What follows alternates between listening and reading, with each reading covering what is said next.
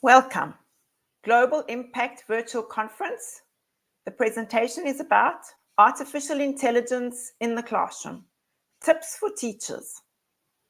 Welcome all the way from South Africa. I live in the very south tip of South Africa in the Western Cape. My name is Karen Walstra, and I'm an educator who has taught for many years, and I now do workshops with schools on educational change. I have a master's in educational technology and a PhD in virtual reality in education. I look forward to sharing with you this afternoon. Where to begin with artificial intelligence? Well, it's not a new concept. It's been around for a while. In 1949, there was the Manchester Mark I, the first program that was invented.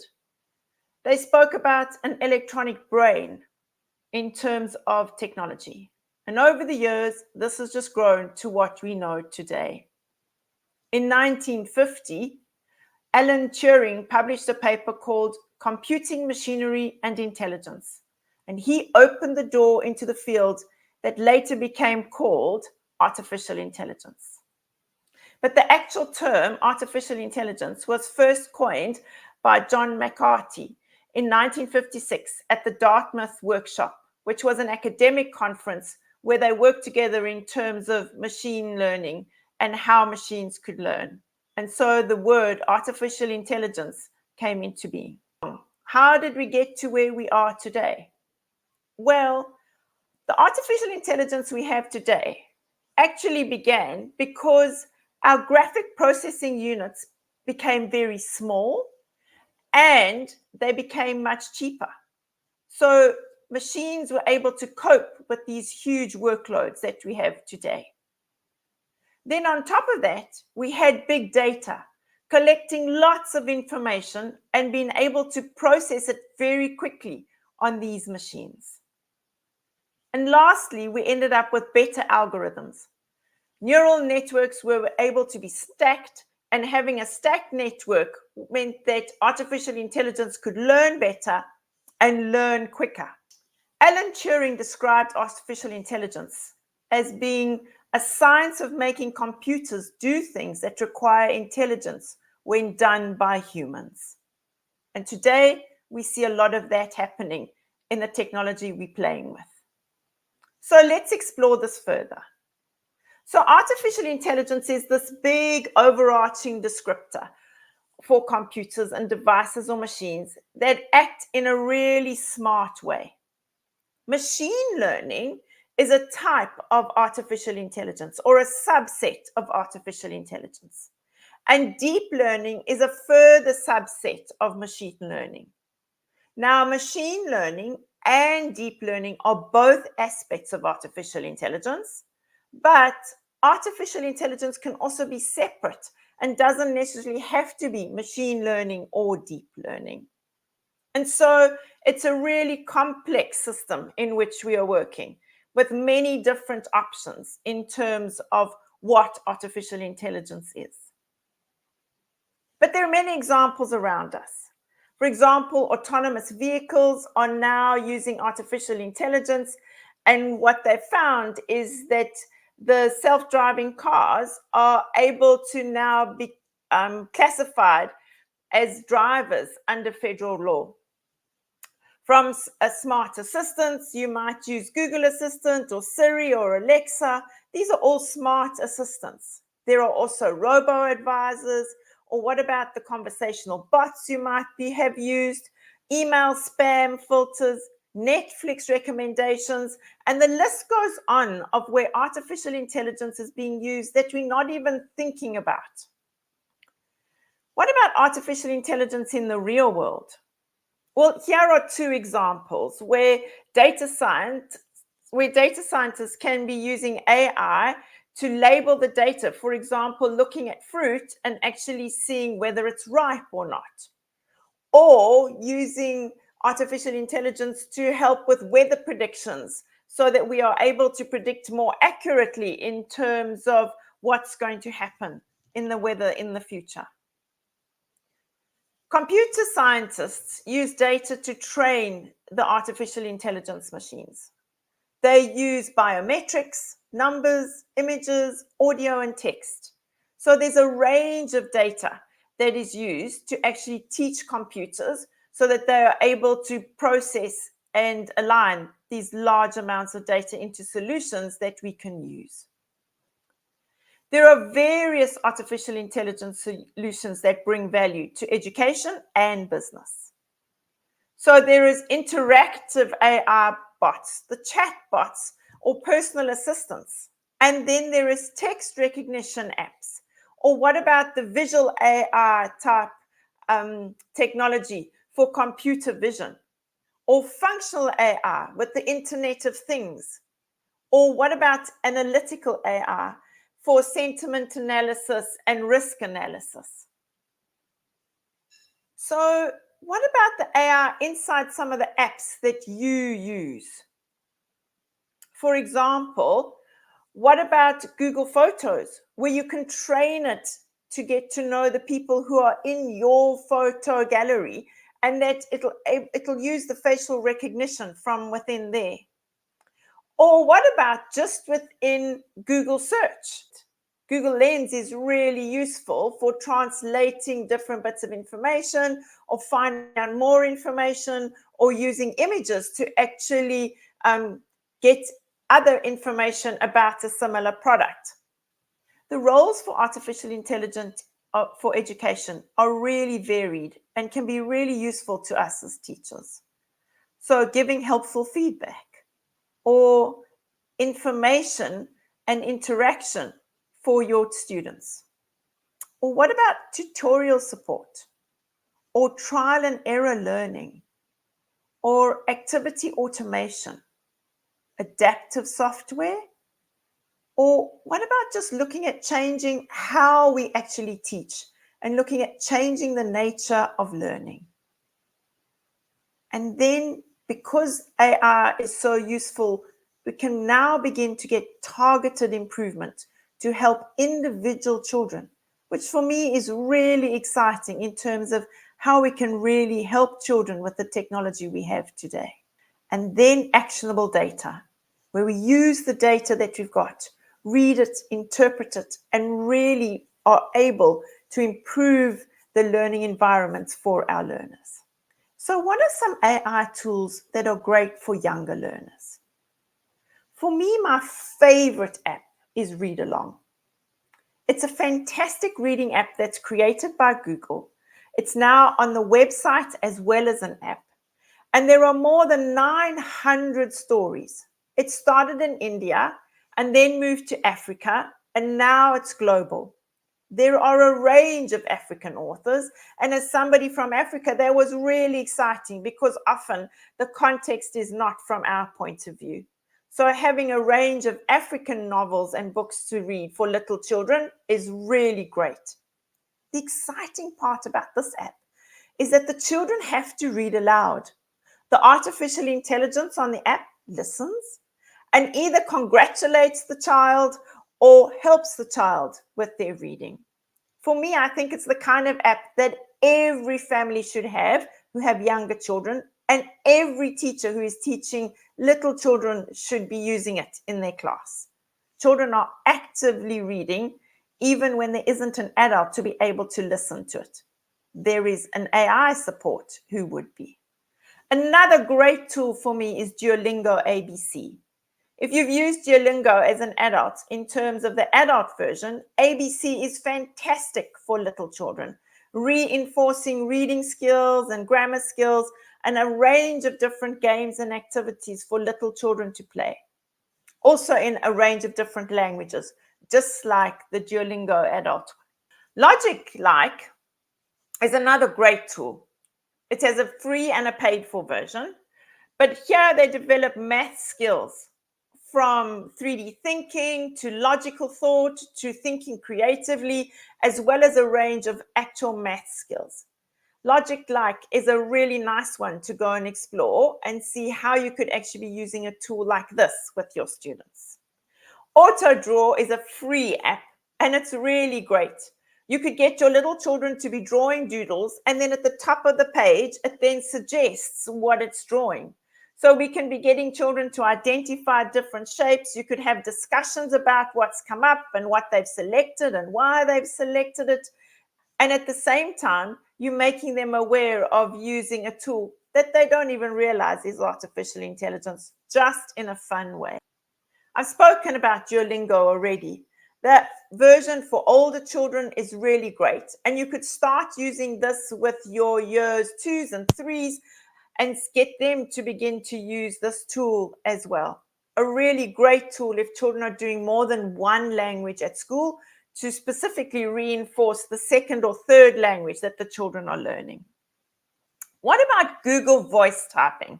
I love voice typing. You can go into Google Tools and then go all the way down to voice typing. Then a little microphone opens up. Choose the language that you want. There are a range of languages. And when you're ready to speak, click on the mic. The mic goes red, you start speaking, and it types what you say. For me, I think this is a great tool for little children to use. They can then go in and edit their sentences and check whether it has written what they've said. And it can be a really great tool for children to begin to learn how to analyze and look at their text. You could be using this from little children all the way through to much older children and even adults. But for me, we could be starting really young. Quick Draw is another great tool that you could explore and use with your students. It's also an artificial intelligence tool, but what it is it gives you the doodle to draw. It could be a washing machine, could be a fan, could be an airplane, could be a bus, could be a bicycle. And you then have 20 seconds in which to quickly start doodling and see if the computer recognizes what you're scribbling. This could be a fun way for children, one, to be building their vocabulary as they try and recognize the word, and then quickly try and do a little drawing about what it is and seeing if the computer can recognize it. A fun way, and in terms of getting children to think really quickly and getting the ideas out of their heads in terms of what the item might look like. What about some AI tools for older children? Google Arts and Culture for me is just an amazing website on all sorts of levels. But from an AI point of view, there are a range of different things that you could look at. If you are studying art or your students are doing a project, Art Camera is really beautiful. You would select the artwork you want to look at. Using your cell phone is really great. And then it actually shows you the real size of it. You can zoom in to the different images, or you can show the real actual size by moving around. So Art Camera is a great one to share with your students. Google Arts and Culture's Art Selfie is just another way of getting children to be exposed to different artworks. By taking a selfie of themselves, it then selects different pictures that relate to their facial features. If you look at the funny picture of me at the top, you will see that there's a blue line. That's showing you how much the AI has linked the person's face with the artwork. The children could then scroll through the range that have come up and see which ones they would like to study or learn more about. A great way to expose children to art. Another one is playing with music, where the students can go in and explore painting with music or playing with music in a range of different ways using artificial intelligence. And then there are a range of other games that children could play using artificial intelligence. Color palette, and so many more games that keep popping up. There is a difference between using the website and the app, and both have really great features that we could be exposing our children to. What about linking it to language and getting the children to use AI to write a poem? You select the type of poem you want on your postcard, you pop in some descriptors in terms of what you would like it to be about, and it then writes the poem. So from a language point of view, you could be then exposing the children to different types of poetry forms and getting the children to validate and analyze what is produced and whether they like it or not and how they could improve it. So poem postcards is a fun one to get great discussions going, even for little children. Then In arts experiments, there's poem portraits. Here again, you put one word in and it creates a poem about you, and it takes a photo of you within the space with the poem. Poem portraits is just another way of showing children how we could be using artificial intelligence, and again, getting them to analyze and see if they agree with what actually comes up. So Cratic is a really interesting and great tool to use. Teachers sometimes think that it's not a good idea because it actually helps the children learn about the concept. But if we get children to start saying how they used it and whether it was beneficial and whether they understood the work more when they use apps like this, could really get the children thinking about analyzing the information and showing an understanding before and after using an app like this. So what Socratic does is you take a photo of your maths equation or a science problem, and it actually teaches you what that's about. Some teachers really don't like to use it. But think about how we could be phrasing our questions differently and how you could be using an app like this to really grow your children's knowledge about an area perhaps that they don't feel comfortable about. Hello History AI is just a really fun AI tool. Lots of chatbots are being created about a range of different historical characters, and here the students can go in and actually have a chat. This has an age restriction on it, so have a look that your children are old enough to go and play in the app, but it could be a great way to get the children to frame questions, look at the answers, and then go and verify whether the answers are accurate in terms of historical facts or perhaps inventions or whatever they're asking about. So another tool where we could get children to not just be accepting what they're saying, but thinking about it and analyzing the information that they are seeing. AI experiments with Google has got a great range of tools that have already been made by people. For me, the cool thing about this platform is that you can be showing the children the different ones. For example, the TensorFlow Lite for microcontrollers. So if you're teaching robotics and coding at school, this could be a great example where the children could be putting examples of resources and things that they've made up that other people can play. For me, the benefit here is that the children could be creating their own and submitting them for others to play. So getting our children to be thinking critically and creatively and saying, how do we get people to explore these different ideas? Google AI Labs is now where it takes you when you go into Google AI experiments. Google Labs is a fantastic space to go and explore, where you can go and look at a range of different AI tools and also go and see what different teachers are doing. If you've never played in labs.google, please go in and explore it if you're interested in artificial intelligence. Whether you use Google or Microsoft, both systems now are including artificial intelligence just in their productivity suites. Whatever productivity suite you use, get to know the artificial intelligence within that suite and how it would benefit you. Whether we like it or not, our children are using artificial intelligence. Common Sense in July last year already was saying kids are using AI tools in many cases without their parents' or teachers' knowledge. So as teachers, we need to change the way we teach to include artificial intelligence in the way that we're asking questions and getting the discussion going around how do we change our assessments. So if we build AI into our teaching and our assessment, then the children can be using it and we can be assessing accurately.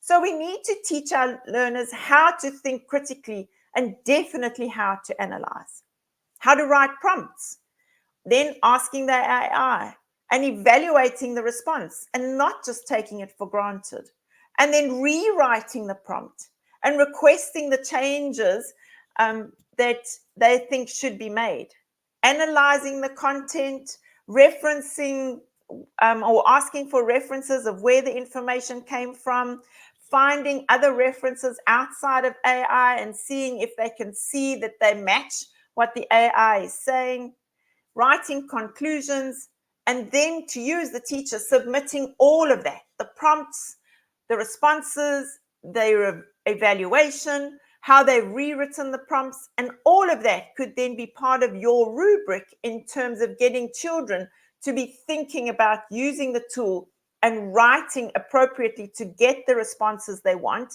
and validating and analyzing it to see whether it's accurate. Remember, AI is a tool, and every time we're putting information into it, we're teaching it. And so we need to be teaching our children about how to use it accurately and beneficially. If we look at this, we see that over the last few months, there have been a range of criticisms in terms of children using artificial intelligence. But Salman Khan from the Khan Academy is saying, wait, we shouldn't be actually thinking that AI is destroying education. We should be saying, hey, how can AI be used to save our education? And I agree completely. I really think as teachers, we should be changing the way that we are teaching. I personally think that if we are still teaching the way we were taught, we shouldn't be teaching. For years, we should have already been thinking about how to change. The world is changing, the children are changing. And so here we've got a tool which can really change the way we engage with our learners in the classroom. It's the first time ever where we could have artificial intelligence tutors for every single child to help them with their individual needs. Just think how that can really benefit us as teachers, especially if you're in a school with large numbers of children, where you know that each child can be assisted when you can't be there all the time, where you can focus on small groups of children at a time, and you know that the others would be engaging in meaningful learning. So what are the tools that you can use as a teacher? Well, I'm sure some of you have been using grammar checkers for years, like Grammarly or Quillbot. And now there are tools like WordTune, where it will help you rephrase or rewrite sentences and paragraphs. So we didn't think of those as artificial intelligence. We used them just to support us. So think about how those have been supporting for a while. And with the AI, how they're supporting us even better. What about tools that help us with creating assessments or marking work? Marking AI is a really great tool where you can build assessments, mark your work, and provide feedback. If you're at school which is not completely digital, marking AI is fantastic because you can download either the PDFs and get your students to fill in the work on the PDF, or print them and upload them again, and then it will mark the work for you. There's AI Quiz Maker, which converts any text into an interactive quiz. Revisely makes AI flashcards and quiz generators to build students' content knowledge.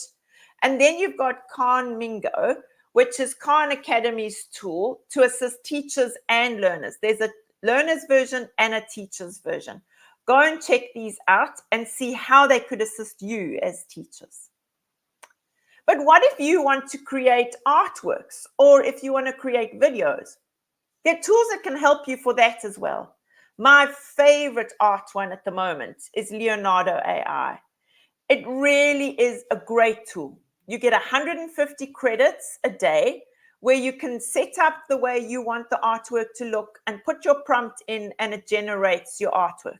Here are 2 pictures that I created with Leonardo AI in the example.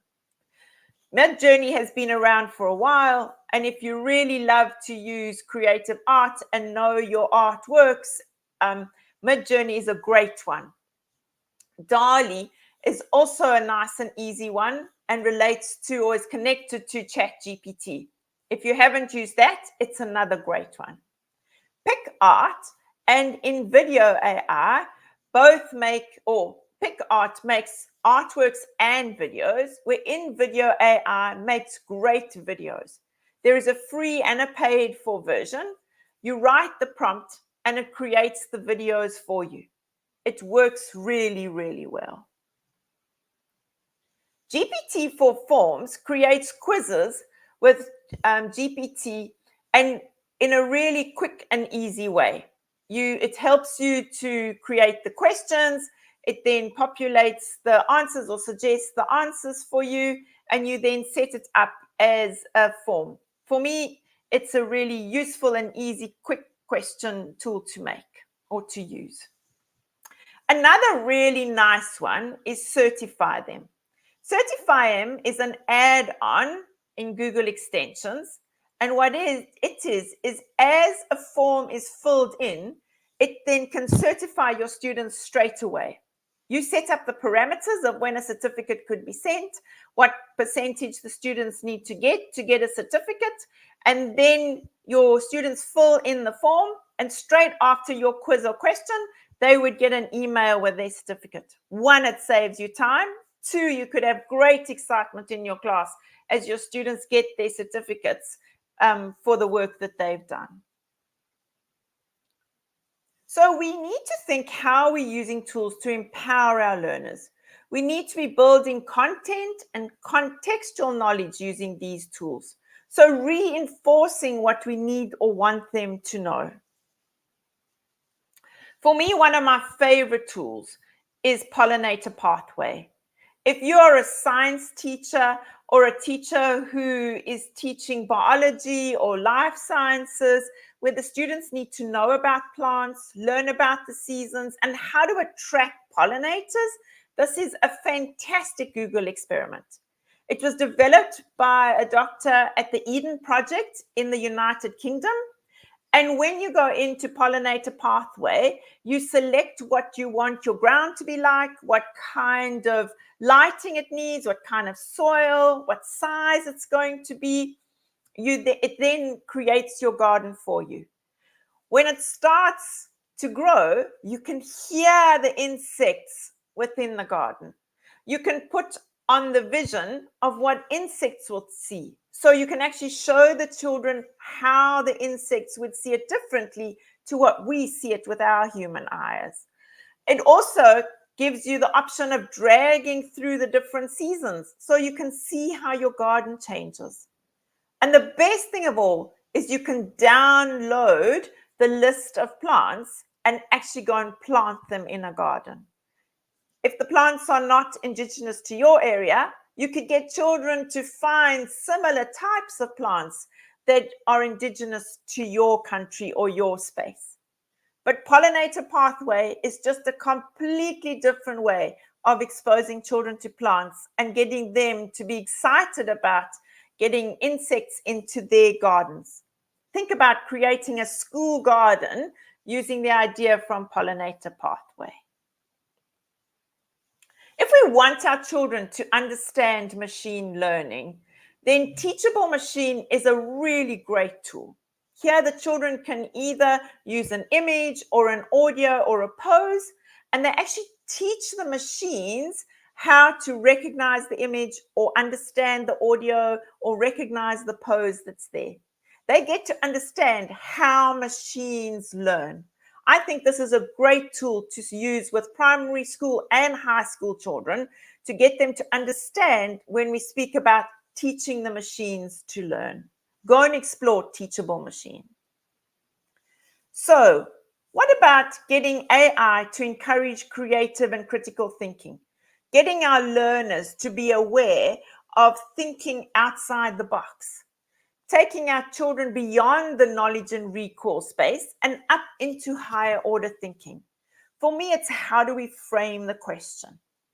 And so when we are using tools such as ChatGPT or Gemini or all the other kinds of tools that are language learning models, we should be actually getting the children to think about what is the prompt.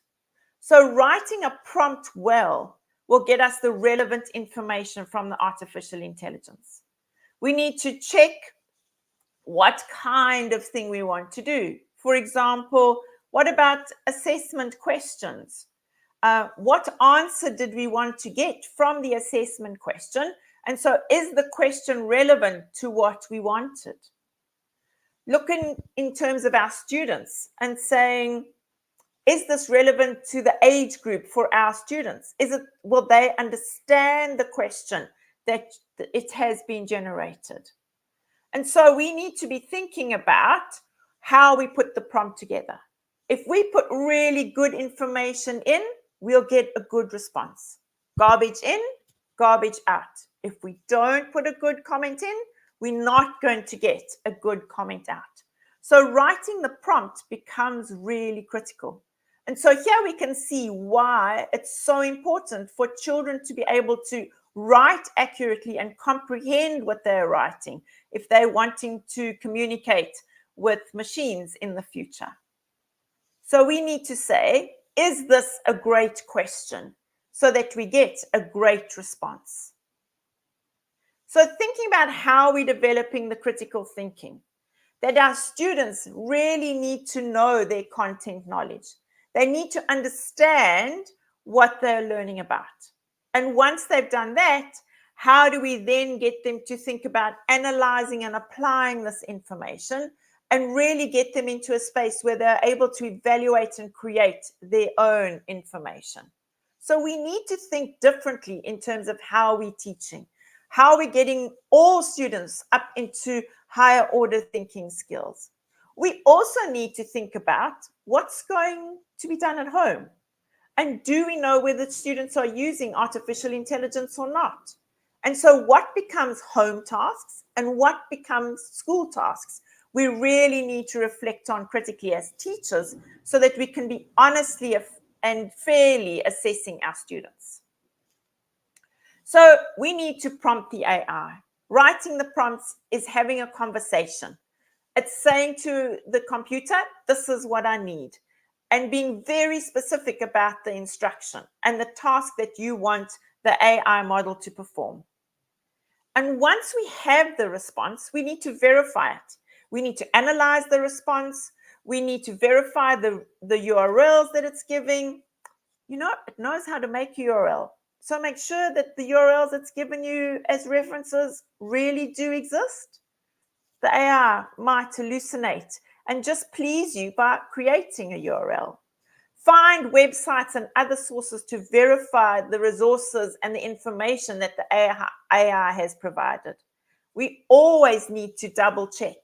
Just like before we were using AI, we need to know our references. We need to know that the information is accurate. We can't just accept it. So we need to tell the computer what information we want, who it's for, and why we want it. We then would paste it into the tool, read the response really analytically, rewrite the response to adjust the comment that we were given, and then look at the next comment and see, are we happy? Once we are happy, we should ask for the URLs where the information was accessed and verify all of that before we present it to anybody. So, giving you an idea.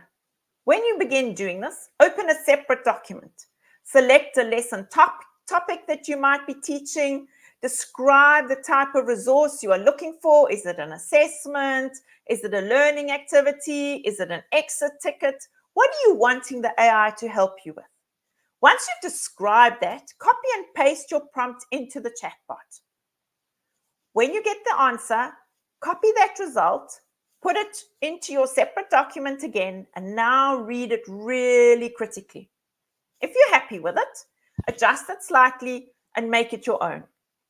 Otherwise, adjust your prompt and paste that into the chat, into the same chat again, asking it to look at what you've done and rewrite it or make it more concise or make it more age appropriate, whatever suits you, and then get the response. Again, start again by looking at it critically and seeing, are you happy with what you've got? Remember, AI is just a tool. It doesn't know everything. So always verify what you are looking at. I love using Gemini. I'm really enjoying using Google's Gemini. If you haven't used Gemini before, go in and explore it. Try putting your comments in there and seeing what you get out and what reactions you get and how you can really write prompts to suit your teaching space. For me, using AI is like conducting an orchestra. The teacher orchestrates the prompts and puts it into the AI. Once we've mastered the tool as teachers, we should be teaching our students how to master that as well, building their comprehension and language skills so that they are able to write effective prompts and analyze and verify them. So, what are the kinds of things that we could be using as learner tasks? What about assessment task criteria? Or teaching them how to write prompts? Or using different AI tools like the ones I showed you earlier that they don't even realize are AI tools? What about getting them to read information that they've got from a language model and reflecting on the answer and being able to analyze it and justify changes that it's made or perhaps things that they don't agree with? So analyzing information is really important. What about getting children to reflect and decide what changes need to be made to a prompt that they have been given? What about recreating a prompt to improve it? Verifying new information, or asking the AI to add URLs and for references and then verifying those URLs? What about submitting all of the work with prompts as an assessment? Think about how you could be using the tools with your students so that the AI is not seen as something we shouldn't be using, but how we can be adding it in and making it meaningful to the learners and to the learning so that the students begin to use the tools and you know about them using the tools. Building AI tasks with assessment removes plagiarism concerns. So we need to think differently about assessment. For example, an AI detector thought that the US Constitution or the American Constitution was written by artificial intelligence. So as teachers, we really need to be discerning and not always think that the AI checkers are accurate. There are a range of different artificial checkers, lots of them from a range of different companies. Copy leaks was one that I went to go and explore. The reason I explored it was because there were organizations like the United Nations, there was UNICEF, and there were universities who were using it. And they spoke about being a content detector, plagiarism detector, and an AI grader. They also said that their solution keeps you informed about whether the content was written by humans or generated by AI, including ChatGPT-4. So this was my little experiment. I went into my findings in ChatGPT, and I literally took a piece straight out of it. The blue piece that you can see there, I copied it from ChatGPT. I then went in and I put it into a Google Doc. I then took that and I cleared formatting, and I then pasted that into the and copied the text again and pasted it into the copy leaks checker. It then evaluated that as 60% human text. That was not the case.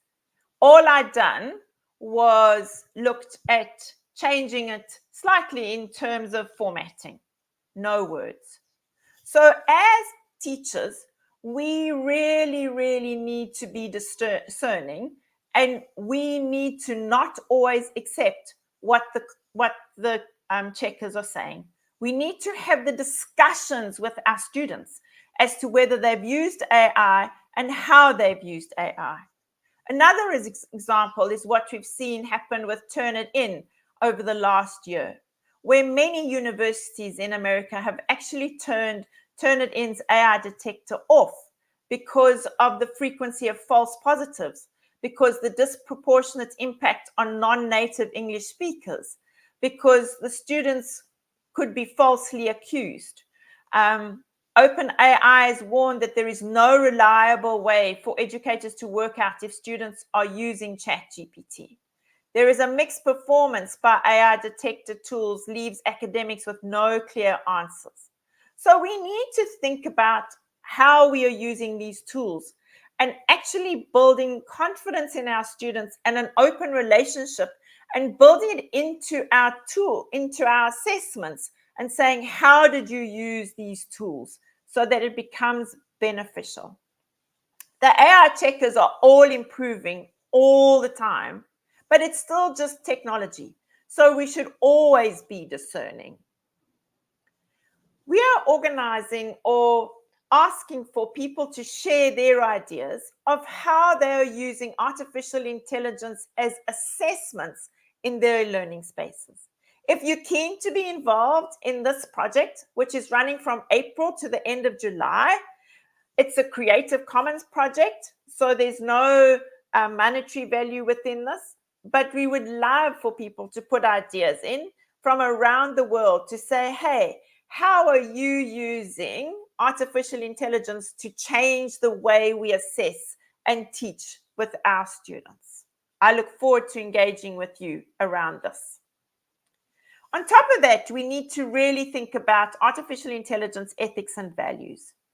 So using AI responsibly, being involved and aware of the discussions about AI's development and their usage, being polite when we're using artificial intelligence. We are teaching the computers with the inputs we make and taking part in engagements and discussions as teachers.